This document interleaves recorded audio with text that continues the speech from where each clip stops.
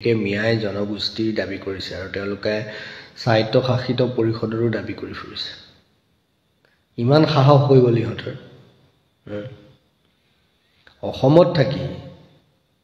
মানে অসমীয়া মানুহখিনিৰ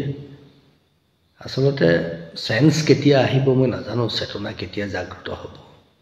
আজি এইটো প্ৰসংগত মই লৰিণজ্যোতি গগৈ অখিল গগৈকে কেন্দ্ৰ কৰি সেই সকল ব্যক্তিৰ পৰা মই মতামত জানিব বিচাৰো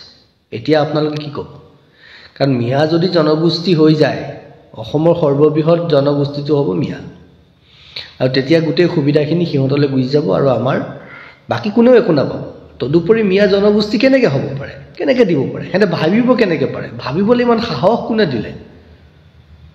কোনোবাইতো ক'ব লাগিব তহঁতে এইটো ভাব তহঁতে এইটো দাবী কৰ কোনে কৰিছিল ইমান সাহস কৰিছে কাৰ ছত্ৰ ছায়াত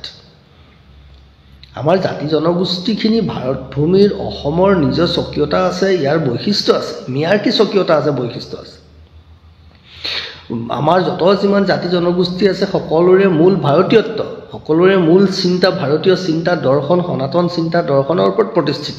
নিজা নিজৰ স্বকীয়তা আছে আৰু এটা আনটোৰ লগত চাবচোন বিভিন্ন ধৰণৰ সম্পৰ্ক আছে বড়ো কাৰ্বি কছাৰী তিৱা ডিমাচা নহয় প্ৰত্যেকৰ কৰবাত নহয় কৰবাত কিবা নহয় কিবা এটা যোগসূত্ৰ আছে সাংস্কৃতিক এটা বান্ধোনত আমি বান্ধ খাই আছো প্ৰত্যেকটো জাতি জনগোষ্ঠী আলিয়া আলিগাং কৃষি ভিত্তিক অনুষ্ঠান নহয় তেনেকৈ আপোনাৰ বৈশাখু বড়োসকলে পালন কৰে তেনেকৈ তাৰমানে আমি মানে প্ৰত্যেকটো জাতি জনগোষ্ঠী আপুনি যদি চাই বিভিন্ন ধৰণে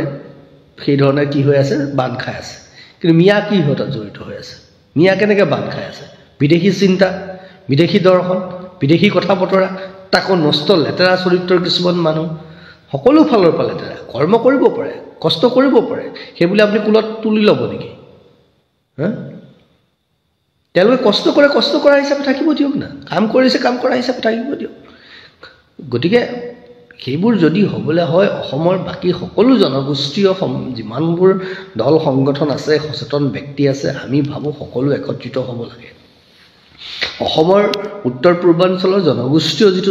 যিটো চৰিত্ৰ জনগোষ্ঠীয় যিটো স্বাভিমান জনগোষ্ঠীয় যিটো পৰিচয় সেই পৰিচয় যদি অটুট ৰাখিবলৈ হয় তেতিয়াহ'লে কিন্তু এই ধৰণে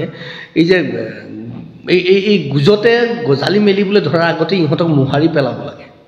নহ'লে কিন্তু আহি থকা সময়ত এনেও অসমীয়াই অসমৰ অস্তিত্বহীনতাত ভুগিছে এনেও অসম জহন নামে গৈছে এক প্ৰকাৰে বিভিন্ন ক্ষেত্ৰত আৰু কিন্তু নৰকগামী হ'বলৈ আৰু বেছি দিন নালাগিব মই আজি কৈছোঁ এঠাইত লিখিছোঁ এইটো যদি কিবাকে হয় আৰু কোনোবা যিকোনো ৰাজনৈতিক শক্তি সি যোনেই নহওক সি শাসকীয় পক্ষ হওক বা বিৰোধী পক্ষ হওক বা অন্য কোনোবা হওক যিকোনো ৰাজনৈতিক পক্ষই যদি এই মিয়া জনগোষ্ঠী হোৱাত পক্ষ লয় বা মিয়া জনগোষ্ঠী দিব লাগে বুলি তেওঁলোকৰ হৈ এডভকেচি কৰিবলৈ আহে উকালতি কৰিবলৈ আহে তেতিয়াহ'লে জানিব সেইবিলাক হ'ল অসমৰ প্ৰথম আৰু প্ৰধান শত্ৰু মিয়াবোৰতো হয়েই সিহঁতে আমাৰ ছোৱালী বোৱাৰী সতীত্ব হনন কৰাৰ পৰা মাটি বন জংঘল চব নষ্ট কৰিলে কোনোবাই কয় মিয়াই খেতি নকৰিলে আমি খাবলৈ নাপাম আমি কি মিয়া অহাৰ আগত আমি খোৱা নাছিলোঁ নেকি তেতিয়া আমি কেনেকৈ খাইছিলোঁ এতিয়াও খাব পাৰিম নহয় অভাৱে আৱিষ্কাৰৰ মূল অভাৱ যেতিয়া হ'ব আৱিষ্কাৰ নিজে কৰি ল'ব ছুইচাইডটো কোনেও কৰিব নোৱাৰে নহয় আপুনি পাৰিব ছুইচাইড কৰিব খাবলৈ নাপায় আৰু যদি আপুনি খাবলৈ নাপায় ছুইচাইডে কৰক না তেনেকুৱা জাতিটো তেনেকুৱা মানুহখিনি জীয়াই থকাৰ কি প্ৰয়োজন আছে জীয়াই থকাৰ যদি আপুনি প্ৰস্তুত কৰি ল'ব নোৱাৰে মৰি যাওক নষ্ট হৈ যাওক সেইবুলি আমি বেলেগক ৰঙা জলিচা পাৰি দিম নেকি য'ত দেখিছোঁ যে চুৰ ডকাইত হত্যাকাৰী ধৰ্ষণকাৰী আহিব আমাক শুবলৈ দিলে সিহঁতৰ ৰুমটোৱে ঘৰৰ পৰাই উলিয়াই দিয়ে ঘৰৰ গৰাকীক পানী খাবলৈ দিলে আঙুলিটোতে কামো মাৰি দিব খোজে তেনেকুৱা মানুহবোৰক আপোনালোকে সাৱটি ল'ব খুজিছে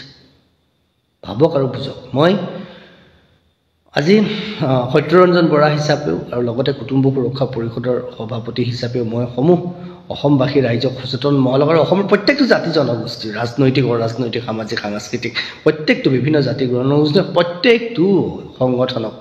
আহ্বান কৰিছোঁ এইটো বিষয়ত একত্ৰিত হওক চিন্তা কৰক ভাৱনা কৰক নহ'লে কিন্তু একো নাথাকিব শেষত ইহঁত প্ৰত্যেকটো ক্ষেত্ৰত এহেঁতে এতিয়া নিজৰ এজেণ্ডা মুকলি কৰিব খুজিছে কি ধৰণে অসমখন নষ্ট কৰিব খুজিছে কি ধৰণে অসমখনক ইছলামিক ৰাষ্ট্ৰ বনাব খুজিছে বুজক জানক এইটো আল্টিমেট সমস্যা অসমৰ কাৰণে আপোনালোকে যিটো ভাষাৰ কথা কৈছে আপোনালোকে যিখন গামোচাৰ কথা কৈছে আপোনালোকে যি বিহুৰ কথা কৈছে যি জাতীয় স্বাভিমান মান মৰ্যাদাৰ কথা কৈছে